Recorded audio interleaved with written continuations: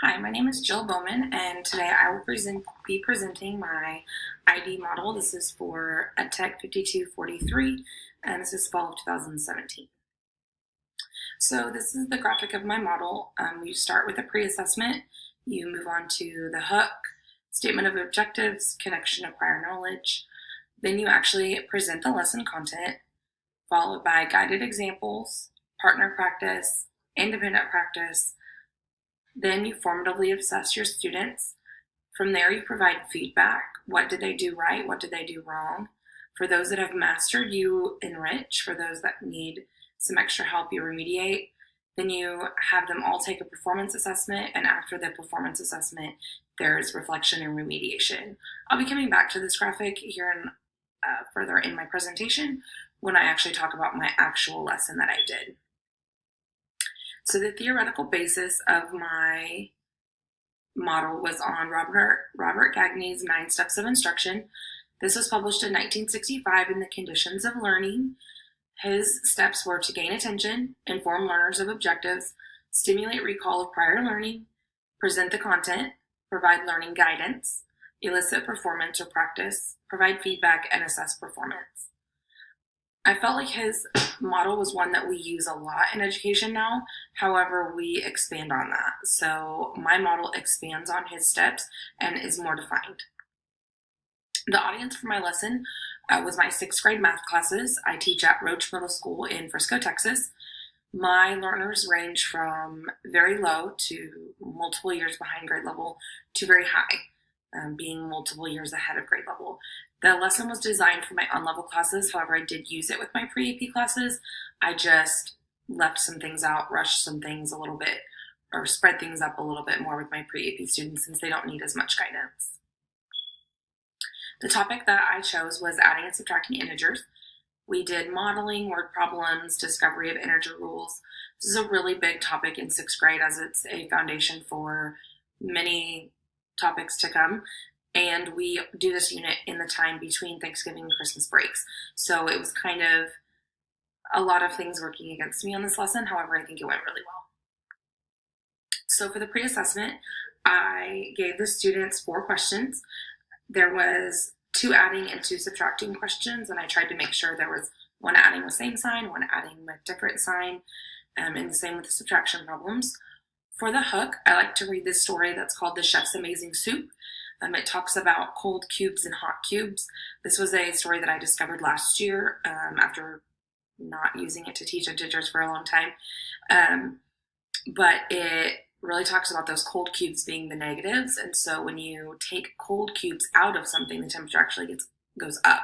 So it's a really good way to hook the students and kind of make them start to understand the idea of negative numbers, and especially that subtracting of the negatives. After that, we state the objectives, and tell them what the TEAC we are that we're covering as well, which is your Texas Education Knowledge Skills.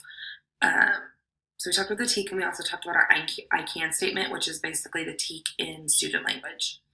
Next, we connected to prior knowledge. I gave them some word problems that I knew that they could solve by using logic. They were, if it's 32 degrees in Texas today and it drops 43 degrees tonight, what's the temperature going to be? Just some logic questions where they're actually going to be manipulating integers without realizing it. After we went through the word problems and they worked on those in groups and we discussed as a class what they were actually kind of doing, we went into the lesson. Now, when they were doing the connecting to that previous knowledge of temperatures and whatnot, they were coming up with some rules. I had them write down like, well, what did you do? That led into our lesson. So our lesson, we did some guided notes, just so the students had that vocabulary and had that to go back to. That was especially important for my lower level learners who get those pre-filled in notes. At the end of the notes, we made sure we really talked about 0 pairs. That was a big thing. We did some examples as a class, just out loud, whole group. I broke them into partners after this for the partner practice, where they did a partner practice page that consists of the same answer different problems. So on the paper, there's a partner A and a partner B. Partner A will do their problems, partner B does theirs, and then they compare answers. their answers should all be the same despite being different problems. If they're not the same, they switch problems and work them out again. If they still don't agree on the answer, then they can ask for help. After completing the the partner practice in its entirety, they went to independent practice. This was 10 problems, 4 addition, 4 subtraction, and 2 word problems. That was actually their homework. The addition and subtraction were what we call naked math, so they were just the straight math problem, not word problems. That was their homework. When they came back the next day, this was a 3-day lesson, by the way. I forgot to mention that. 3 days is what this took. We have 42-minute class periods. So with 6th graders, that's really like 30-something minutes. And so this was three class periods. So the last day they came, they did a formative assessment. I took the pre-assessment and I made it into a multiple choice format. And we used Plickers. If you've never used Plickers, they're great. They are a student response system that you print out essentially a QR code, and each card is assigned to each student. Then they will hold it up and you use your phone or iPad to scan the class, and it scans them, and then it automatically has that data there for you to see. So if you've never used Plickers, definitely use it. It's a great thing. So I used that formative assessment to kind of see where they were at now compared to where they were from at the pre-assessment. At the end of that, we went over those questions. Previously, after the pre-assessment, we did not go over them. So we went over them. Why was each answer choice wrong? Why was the correct answer choice correct? At this time, I was able to split my students into the remediation group and the enrichment group. So those that needed remediation were those that did not master that post-assessment or that formative assessment. They were not able to answer those questions. They were still unsuccessful. Those students I took into a small group, and I used whiteboards and colored counters, and we were able to model out a lot of those questions with some additional questions that I made up. Now, I don't typically use the red and yellow counters for integers. I actually have red and yellow Army guys that we use. And so that really helps with the 0 pairs because the Army guys match up and then they dispose of each other, for lack of better terms. And so that's what I did with my remediation group. With my enrichment group, we have become big fans of digital breakouts. If you've not discovered those, definitely look into those. You can Google it or look on Teacher Pay Teacher, and there's a lot of them for lots of different content.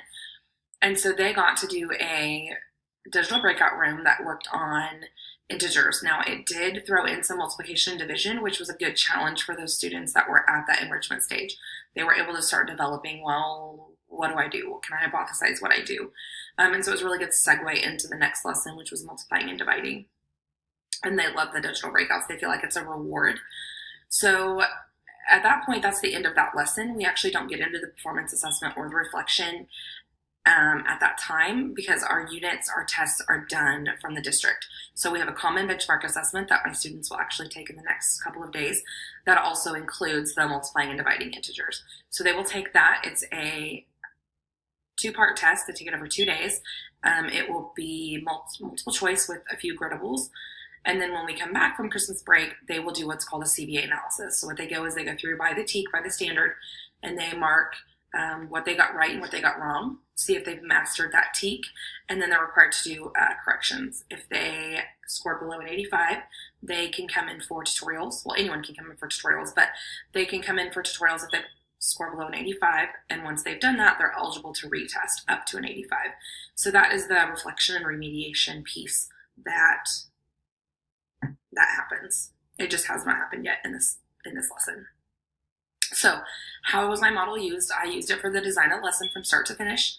I allotted extra time so this model could be used. My planning partner did not use this model, so we were not actually on the same pace for a few days, but I feel like my kids really got a good understanding. I did not use this for the whole unit. I just used it for these 2 lessons that I combined together. The good and the bad. So the pros is that I was very thorough. I was able to really see every step. I also felt more prepared because I had every little step planned out, which sometimes at this point in the year, we're kind of flying by the seat of our pants. So we don't do that as much. I was able to differentiate. So the students that were ready for that enrichment got that enrichment. And I was also able to integrate the technology piece. They love doing those digital breakouts and they're fun for me. I've built a few of them. The one I used on this particular case I did not build, but I have built some and they're pretty easy to build and they're fun. The big con is that it takes a lot of time. It takes a lot of time to plan, but even more, it takes a lot of time to to teach in that way, to break it down to all those little steps and make sure they're all covered. It's what's best for our kids, but unfortunately with, like I said before, 42-minute class periods, and you've got to cut that down by quite a bit once you get all of the fluff done. It really speeds through things. So those were the good, and that was the bad. So overall, I felt like my lesson went really well. I was glad that I chose this topic to do it on, and I was able to get to this topic in my curriculum before the project was due so that I could use that. But that's about it. Thanks.